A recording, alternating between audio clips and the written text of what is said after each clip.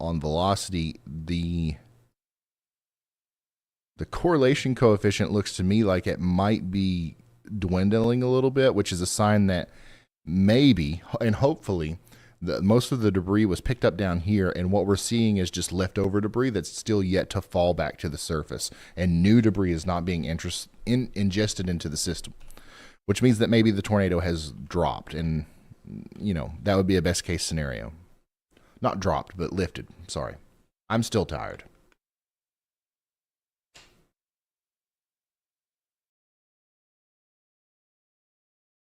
What would you suggest for a Radar Omega subscription package?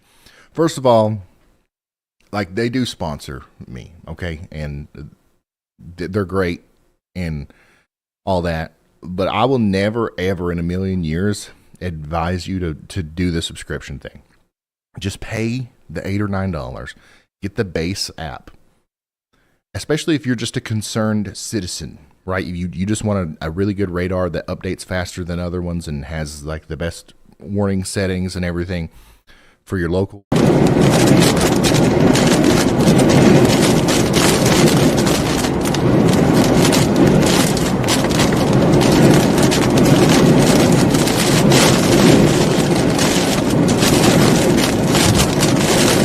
Or a weather enthusiast, if you're like a huge weather nerd, you want to look at all the models, you want to see the volumetric radar, you want to see like everything that literally everything that the people at the National Weather Service look at. Just go ahead and go ball out, get the top one, because there's literally nothing that you'd be missing at that level.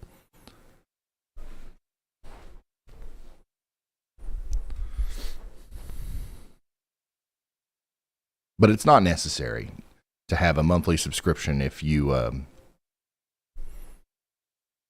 don't, want it.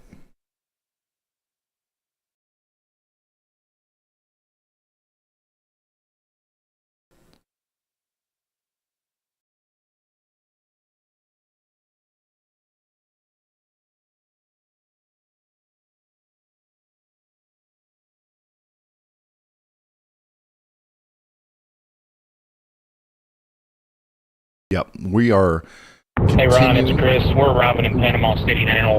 Looks like the velocity couplet, what is there, is going to go just to my south. But as of right now, I do see a bit of a lowering coming off the coast right now, just to my south. But as of right now, I don't see any ground circulation. But there is a lowering coming on off the coast. So this is where Chris Hall is. He's looking to his south. He sees a little bit of a lowering. There is a little bit of rotation here near Panama City that might be warned for a tornado here soon. If that happens, Chris Hall is going to be right in the path of it. So we'll have video footage of whatever happens here from Chris, thankfully. The next, oh my gosh.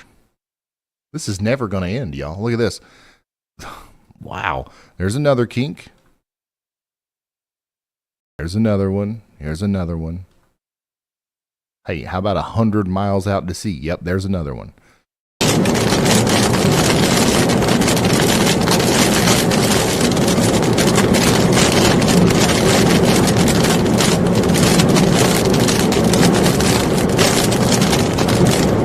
City all the way to Mexico Beach, towards Carabel.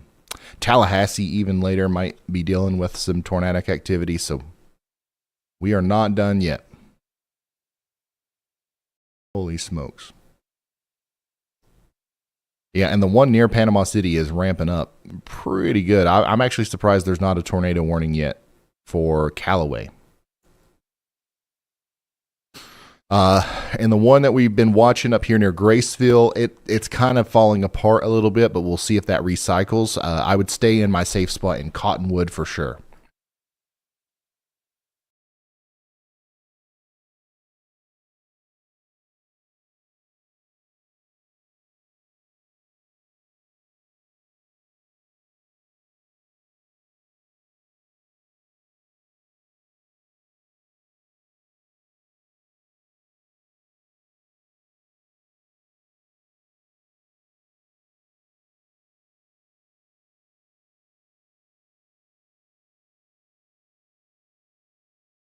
the squall lines are more impressive than the supercells, that's certainly debatable. Personally, as a forecaster, as a broadcaster, as somebody who, you know, I've spent a lot of time guiding people through these situations. Supercells are obviously more dangerous. Like whenever you have a supercell with a tornado, a lot of times those are the ones that produce the biggest and most damaging tornadoes. But they're so easy to track. They're so easy to pinpoint by, okay, here's exactly where the tornado is, and here's exactly where it's going. One of the reasons why the Mayfield tornado in Kentucky, I think one of the reasons why we were able to get in front of so many people out in front of it was because of that. It was a supercell that just lasted forever, and it was going in the same direction the whole time, and it was very intuitive to be like, okay, well, this is where it is now. This is where it's going to be an hour from now. Whenever you get these little kinks in the line and these spin-up tornadoes and in these squall lines, it's much harder to pinpoint exactly where the tornado is and where it's going to be in a certain amount of time. So, but at the same time, they produce less damage usually. So that's a good thing. That is a good thing. Yeah, come on. We need a tornado warning right here. Let's go.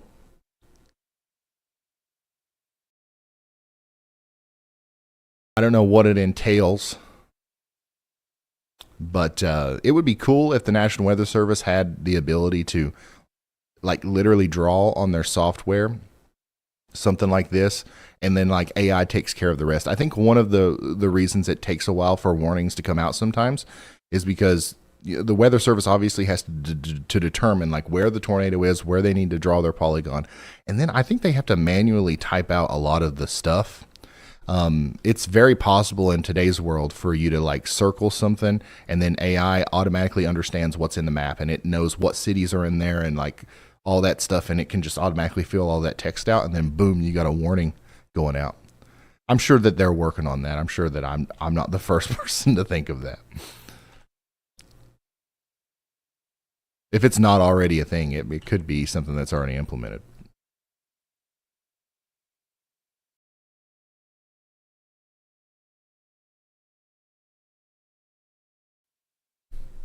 It's a stream day.